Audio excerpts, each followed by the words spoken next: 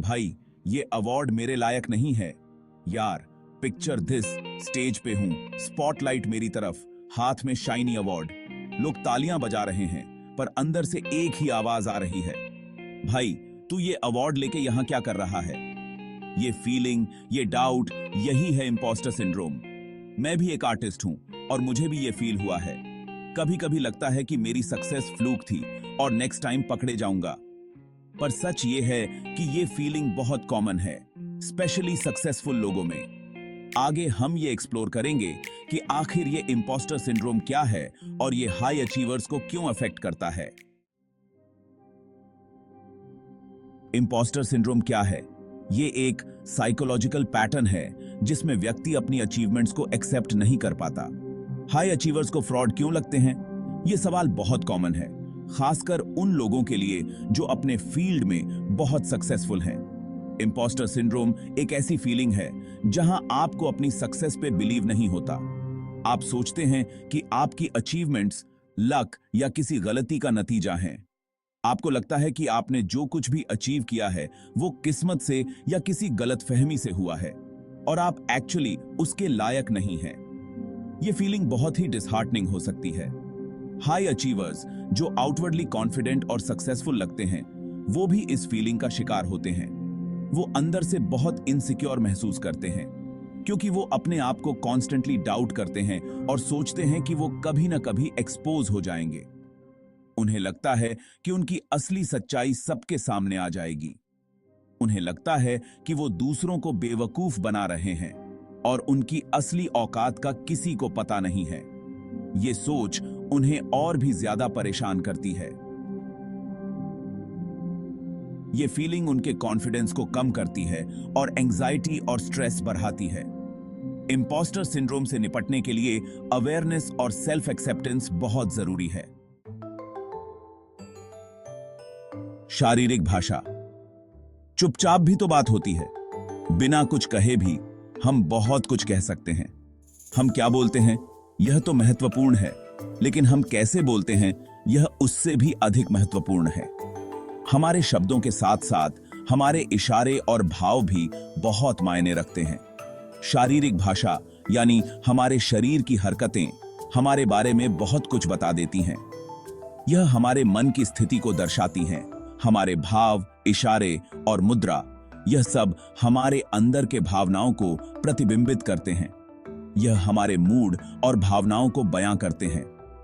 अगर हम चिंतित हैं तो हम बेचैन होंगे, अपनी आंखों से संपर्क से बचेंगे या अपने हाथ छुपाएंगे।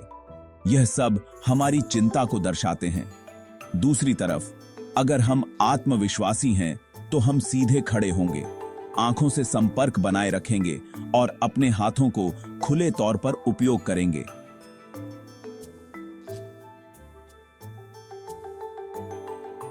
हमारे आत्मविश्वास को दिखाता है। शारीरिक भाषा एक सार्वभौमिक भाषा है जिसे समझकर हम किसी भी व्यक्ति को बेहतर तरीके से पढ़ सकते हैं। यह हमें दूसरों की भावनाओं और इरादों को समझने में मदद करती है। सेक्शन 4, बॉडी लैंग्वेज पढ़ो, दिल की बात समझो। बॉडी लैंग्वेज या शरीर की भाषा हमारे इमोशंस और थॉट्स को बिना शब्दों के व्यक्त करती है। आपने देखा होगा कि जब कोई झूठ बोलता है तो वो बार बार अपना गला खरोंचता है या नाक छूता है। ये छोटे छोटे जेस्चर्स उनके नर्वसनेस को दर्शाते हैं। ये इसलिए क्योंकि झूठ बोलने से एंजाइटी बढ़ती है और ये एंजाइटी बॉडी लैंग्वेज के थ्रू रिफ्लेक्ट होती है। पसीना आना, हाथों का कांपना और आंखों का कांटेक्ट अवॉइड करना भी इसके संकेत हो सकते हैं। इसी तरह जब कोई कॉन्फिडेंट होता है तो वो अपने शोल्डर्स को पीछे करता है और सीधा खड़ा होता है। उनकी बॉडी लैंग्वेज में एक ओपननेस और पॉजिटिविटी होती है और सीना तानकर चलता है। उनकी चाल में एक असर्टिवनेस और सेल्फ अश्योरेंस होती है। जबकि कोई नर्वस होता है तो वो अपने शोल्डर्स को झुका लेता है और अपने आप को छोटा दिखाने की कोशिश करता है।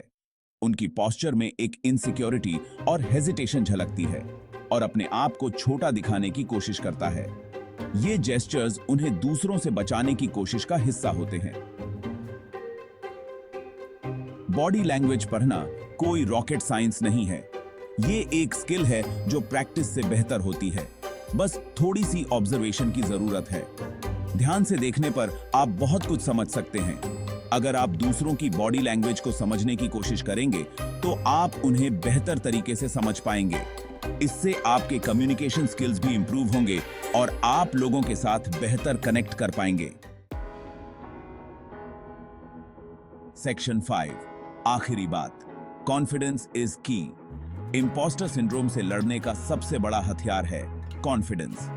जब आपको अपने आप पे बिलीव होगा तो दूसरों की क्या मजाल जो आपको डाउट कर सके।